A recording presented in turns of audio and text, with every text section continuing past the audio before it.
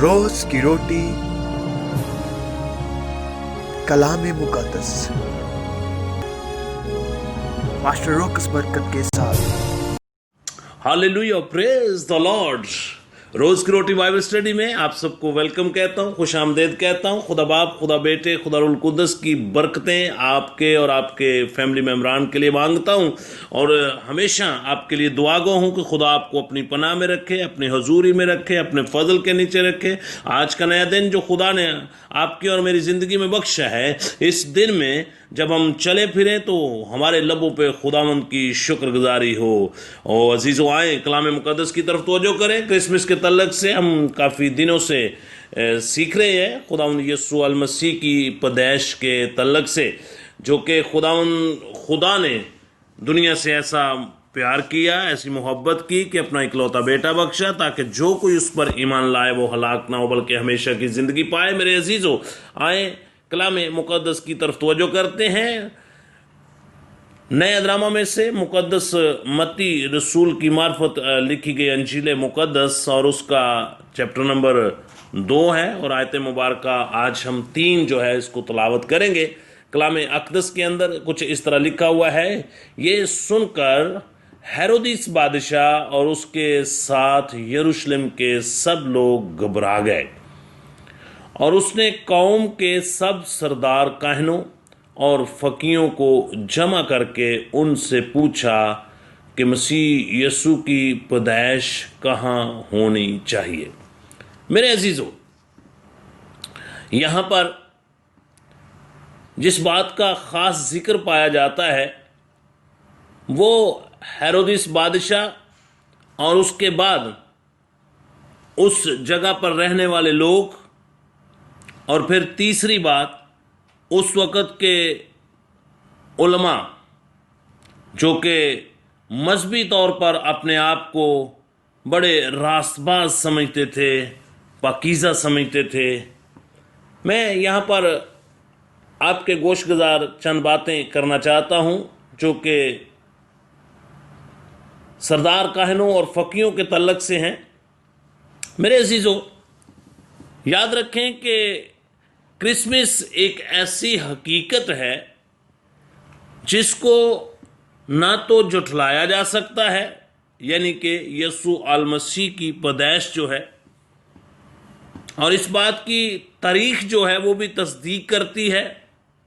اور پھر خدا کا الہام جو ہے جس کو ہم کتاب مقدس کہتے ہیں، اس میں ہمارے لیے پختہ تحریر جو ہے وہ ہمارے پاس موجود ہے کہ خداوند یسوع المسیح کی پیدائش جو ہے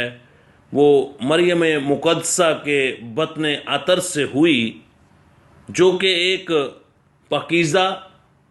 اور کنواری نوجوان لڑکی تھی، اور یہ پیدائش جو ہے خداوند خدا کی طرف سے، جب خدا نے اپنے فرشتہ کو بھیجا تو اس نے مریم مقدسہ سے گفتگو کی اور اس کو بتایا کہ تو روح القدس کی قدرت سے حاملہ ہوگی، اور اس بات کی تاریخ شہادت دیتی ہے کہ اس وقت کا حاکم اعلیٰ جو تھا، جو اس علاقہ کا گورنر تھا اور اپنے آپ کو بادشاہ ہونے کا دعویٰ کرتا تھا، جس کا نام ہیرودیس تھا، وہ وہاں پر موجود تھا، اور اس وقت کے مذہبی حالات و واقعات کے دوران جو برسر اقتدار کمیٹی تھی وہ بھی اس بات کی تصدیق کرتی ہے۔ میرے عزیزو، میں نے اس سے پہلے 2 ایپیسوڈ جو ہیں اس میں ہیرودیس کے تعلق سے میں نے کچھ بیان کیا، پھر میں نے دوسری ایپیسوڈ میں میں نے مجوسیوں کے تعلق سے بھی آپ کے ساتھ چند باتیں انفارمیشن کے طور پر پہنچائیں۔ آج سردار کاہنوں اور فقیوں کے تعلق سے ہم انفارمیشن حاصل کرتے ہیں۔ میرے عزیزو، یاد رکھیں کہ سردار کاہن اور فقی یہ وہ لوگ تھے جو ہیکل کی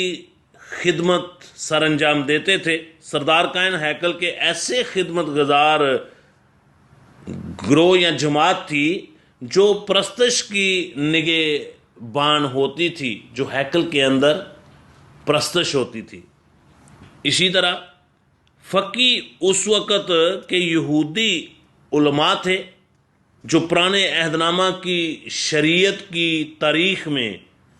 تربیت یافتہ ہوتے تھے اور اس بات کے ماہر ہوتے تھے کہ لوگوں کی زندگیوں میں وہ شریعت کو کیسے لاگو کر سکتے ہیں. اگر آپ کے پاس بائبل مقدس موجود ہے تو میرے ساتھ مل کر ایک آیت مبارکہ ہم تلاوت کرتے ہیں. مقدس متی رسول کی معرفت لکھی گئی انجیل مقدس اور اس کا 22 باب ہے اور اس کی آیت مبارکہ جو ہے وہ ہم تلاوت کریں گے 35 کو, جہاں پہ اس بات کی تصدیق پائی جاتی ہے کہ جو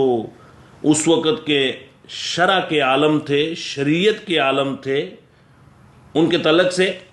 مقدس متی رسول کی معرفت انجیل مقدس اور اس کا 22 باب اور اس کی 34 اور 35 آیت جو ہے اس کو میں آپ کے سامنے تلاوت کرتا ہوں. اور جب فریسیوں نے سنا اور اس نے صدوقیوں کا منہ بند کر دیا تو وہ جمع ہو گئے اور ان میں سے ایک عالم شرع نے آزمانے کے لیے اس سے پوچھا. سو یاد رکھیں کہ کیونکہ عالم شرع کے لوگ جو تھے وہ یہ فقی فریسی اور اس وقت کے صدوقی لوگ بھی تھے, تو یہ لوگ جو تھے یہ شریعت کے ماہر ہوتے تھے. انہوں نے شریعت جو ہے زبانی یاد کی ہوتی تھی کیونکہ ان کی رسپانسبلٹی تھی. یہ جو اس وقت کے فقی تھے یہ ہاتھ سے شریعت کو لکھتے تھے, ٹرانسفر کرتے تھے ایک سے دوسری جگہ پہ اور بکس لکھتے تھے. ان کو کاتب کے نام سے بھی پکارا جاتا تھا. اور یاد رکھیں کہ یہ فقی اور سردار کاہن جو تھے یہ ہیکل کی ایک کمیٹی تھی جس کو یہودی سینٹ کہا جاتا تھا اور صدر عدالت. یہ ہیکل کے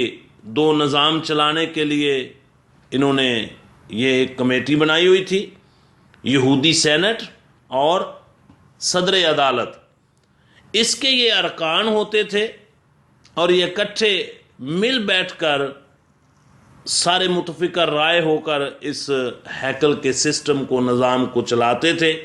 جب خداوند یسوع المسیح کی پیدائش ہوئی تو میرے عزیزو اس انتظامی حلقے میں یہ تقریباً